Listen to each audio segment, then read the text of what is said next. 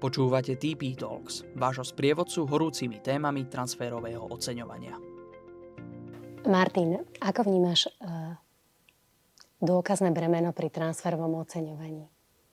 Tak v prvom rade dôkazné bremeno je v prvom kroku na daňovníkovi, a to vo všetkých oblastiach dane. A úspešným prezentovaním dôkazov je to dôkazné bremeno daňovník presunúť na kontrolora. A pri transferovom oceňovaní to asi vnímam ešte kľúčovejšie kvôli tomu, že to sa pozerá na ekonomickú podstatu transakcie a okolnosti, za ktorých tá transakcia prebieha. Čiže tieto predpoklady transakcie je potrebné preukázať. Čiže tie tvrdenia, ktoré máme povedzme v transfer pricingovej dokumentácii alebo aj v daňovom priznaní, je potrebné preukazovať. Takže veľmi dôležité. Ja by som k tomu spomenul asi jeden príklad, ktorý sme mali v rámci daňovej kontroly, ktorá prišla až po 5 rokoch. Bol daňovník, ktorý tvrdil, že je plnoprávny výrobca, že teda znáša plnoprávne podnikateľské riziká. Bohužiaľ po tých 5 rokoch zvedenia tam už nesedel nikto, vedenie sa obmenilo, mailboxy boli kvôli GDPR vymazané a ten daňovník jednoducho nevedel preukázať, že tie kompetencie má a neustál dôkazné bremeno a bol dodanený na medián a reklasifikovaný. Čiže je dôležité vlastne, keďže si spomenul, že daňová kontrola prišla až po 5 rokoch, je možno dôležité povedať, že pri transferovom oceňovaní vlastne tá doba, kedy môže prísť daňový úrad, je vlastne dvakrát tak dlhá ako pri štandardnej daňovej kontrole na iné dane. Je to 10 rokov z pravidla. Presne, ja som dal príklad, ktorý sme mali, bolo to po 5 rokoch. Keď to bude po 10 rokoch, tak tá šanca, že ľudia, ktorí vedia tie dôkazy poskytnúť v tom momente, tam už naozaj nebudú. A preto pri tom transferovom oceňovaní je to ešte dôležitejšie mať ten dôkazný materiál. Jasné. Vieš si predstaviť aj nejaký iný kontext, kde to dôkazné bremeno je kľúčové? Tak určite ma napadá taký ďalší bežný prípad je služby zo skupiny. Tam musíme splniť benefit test, to znamená, musíme preukázať, že služby boli skutočne poskytnuté, že benefitovali daňovníkovi a že by si ich ten daňovník objednal aj od niekoho iného, čiže že sú nie nejakým spôsobom nanútené zo skupiny. A tam ten dôkazný materiál tiež sa stretávame s tým, že jednoducho po tých rokoch, niekedy už priamo aj v momente poskytnutia služby chýba, ale jednoducho po tých rokoch sa k nemu veľmi ťažko dopracujeme. Zvlášť preto, lebo služba de facto má nehmotný charakter. To znamená, že nič, čo sa dá chytiť, fakticky väčšinou nezostane po tej službe.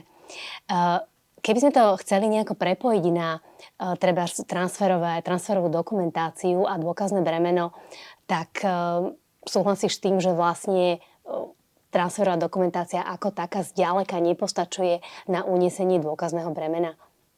Je to skôr taký prvý krok v tom transferovom oceňovaní, ale to sú vlastne iba tvrdenia a presne to dôkazné bremeno je o tom, aké dôkazy viem ešte vyskladať nad rámec tej transfer pricingovej dokumentácie, ktoré mi proste pomôžu preukázať tie moje tvrdenia. Takže tá transfer pricingová dokumentácia by mala byť doplnená určite o tie dôkazy, ak chceme to dôkazné bremeno ustať. Počas daňovej kontroly. Tak.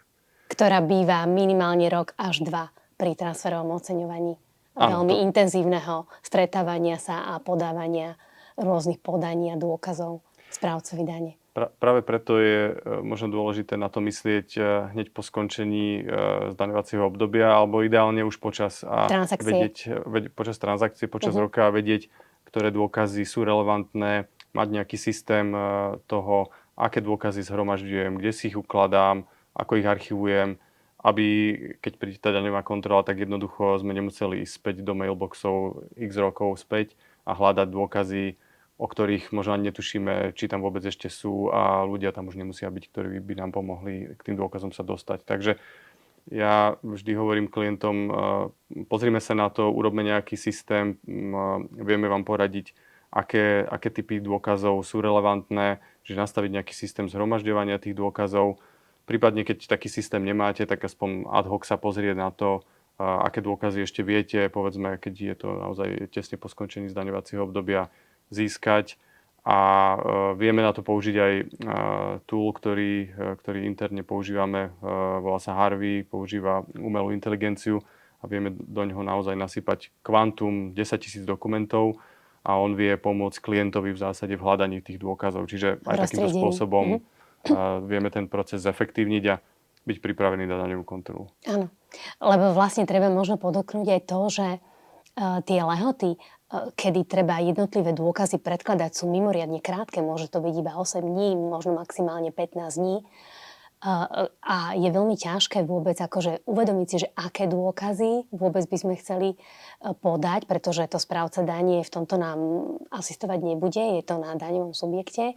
A potom teda, že čo tými dôkazmi vlastne chceme povedať alebo preukázať a plus samozrejme ich nájsť, tak ako si povedal. Čiže tých 8 dní to je absolútne nepostačujúce, respektíve je to potom naozaj veľmi, veľmi intenzívna práca, kde ľudia vlastne musia nechať všetko bokom a venovať sa len tomu. Určite aj kvôli týmto 8 dňom je lepšie byť pripravený a nie začať to riešiť, až keď príde už, povedzme, výzva na či už daňovú kontrolu alebo predloženie tých dôkazov, pretože presne v rámci 8 dní pozerať sa x rokov späť a hľadať nejaký dôkaz už môže byť absolútne nerealistické.